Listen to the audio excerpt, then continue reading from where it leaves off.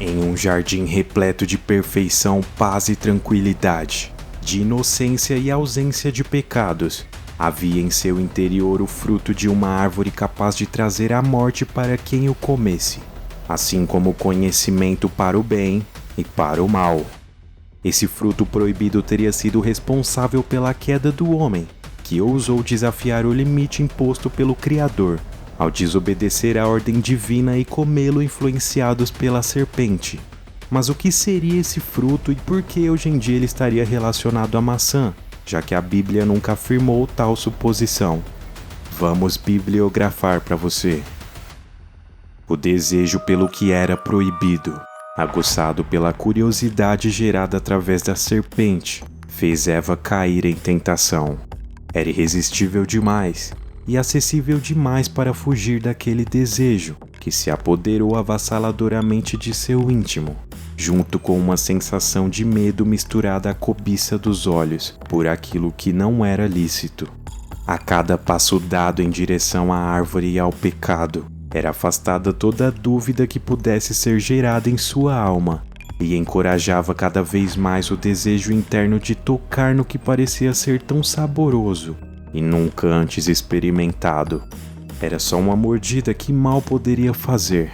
Qualquer consequência gerada por aquela desobediência seria menor do que o leve e momentâneo prazer que o fruto causaria em sua degustação. Era forte demais para conter. Aquela sensação transcendia a culpa a cada segundo em que o fruto era levado para perto da boca. Em alguns segundos tornou-se concreto a decisão de sucumbir ao prazer, e a cada mastigada em sua boca a lucidez de consciência tomava o lugar daquilo que um dia foi puro e inocente. Estava feito. Adão e Eva foram expulsos do jardim do Éden. Mas como um fruto criado por Deus poderia ser tão nocivo à vida, ao ponto de corromper o coração humano? De uma coisa podemos ter certeza: não era uma maçã. Não há uma única referência à maçã na Bíblia. O próprio texto original das Escrituras Sagradas nunca afirmou se tratar dessa fruta. A única citação que temos sobre o assunto retrata o fruto proibido apenas como parte da árvore do conhecimento do bem e do mal, sendo um termo genérico. A ideia de considerar esse fruto uma maçã veio aos poucos, muito provavelmente por obra dos antigos tradutores da Bíblia, que relacionaram a palavra pomo como maçã, mas que no original de sua etimologia designa apenas o mesmo formato da fruta, assim como qualquer outra que pudesse ter uma aparência parecida, como a pera ou figo, por exemplo. Outra corrente também sugere que a fruta acabou sendo chamada de maçã por causa de uma confusão entre as palavras malus, do latim que significa mal, com malum, do grego antigo que significa maçã. E mesmo que o erro de tradução não fosse um problema, seria cientificamente impossível termos uma maçã no Jardim do Éden, ou melhor, não do jeito que conhecemos hoje. A fruta mais popular do Ocidente é resultado de uma domesticação realizada muito tempo depois da criação do mundo. E no período em que a Bíblia foi escrita, ela era bem diferente do padrão atual, que nem mesmo servia para o consumo, como uma espécie de versão selvagem, além de ser muito pequena e pouco atraente.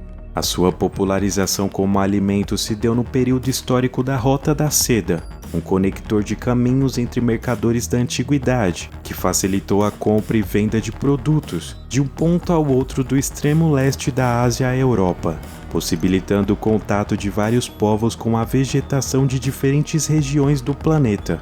Os mercadores selecionavam as árvores cujos frutos eram mais graúdos e replantavam suas sementes, brotos e gemas com todo tipo de vegetais e plantas diversas, misturadas a seus galhos em um processo chamado de enxerto, que é uma técnica horticultural responsável pelo cruzamento entre sementes. Foi necessário pelo menos 4 espécies silvestres para chegarmos ao resultado da maçã que temos hoje, tornando-a um dos alimentos mais populares do mundo.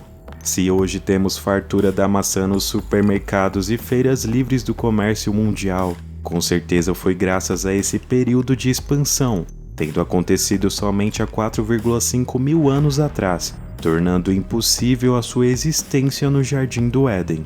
No livro apócrifo de Enoque, A árvore do Éden é descrita como uma espécie de tamarineira, que produzia frutos semelhantes a uvas, com uma fragrância que poderia ser sentida a uma distância considerável.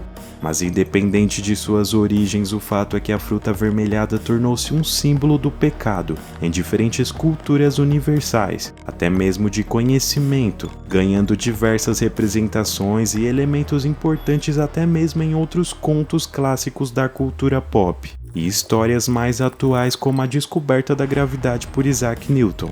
Mas o fato é que Eva desobedece à ordem de Deus, come o fruto da frondosa árvore do paraíso e dá a Adão, remetendo a um primitivo desejo humano de transformar aquilo que é proibido em algo que transcende a realidade, fazendo surgir dentro de si a sensação de que seria o gosto dos gostos e o sabor dos sabores.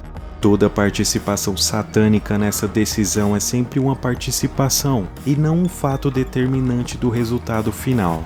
O livro de Tiago nos ensina que cada um de nós é tentado pela sua própria cobiça. Portanto, para que a indução emule algo que posteriormente se transformará em uma ação produtora de uma consequência externa, é preciso que haja cobiça instalada no coração, e por isso Adão e Eva nunca poderiam ter responsabilizado a serpente. Adão e Eva é uma narrativa de linguagem mítica, porém histórica, já que ela aconteceu no espaço-tempo. Adão não é um conceito, ele é a representação do que é o ser humano. A árvore sempre esteve dentro de Adão e não necessariamente ela teria tido a referência simbólica de algo físico, objetístico ou real. Comer o fruto não deu a Adão nenhum tipo de poder. O que teria gerado essa desinstabilidade e quebra de equilíbrio, responsável por dividir o homem e a mulher internamente, foi um processo psicológico e espiritual, pois a verdadeira árvore do conhecimento do bem e do mal está plantada em nossos corações e enraizada na concupiscência da nossa carne. O fruto só se tornou o que se tornou no momento em que Adão o olhou e o desejou.